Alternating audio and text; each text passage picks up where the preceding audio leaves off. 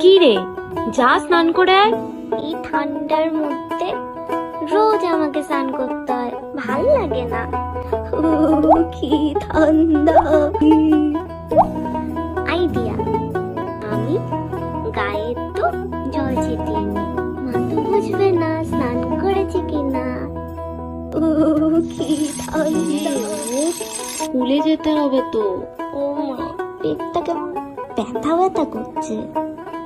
আজকে একটু স্কুলে না যাই না প্লিজ। ওঠ, বাবা তৈরি হয়ে গেছে, স্কুলে দিয়ে আসবে। কি ঠান্ডা, ঠান্ডার মধ্যে রোজ স্কুল যেতে হয়। আমি একটু খেলতে যাই।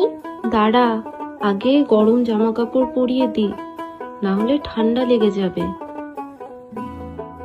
ও মামা, ওই নীল টুপিটা পরিয়ে দাও না।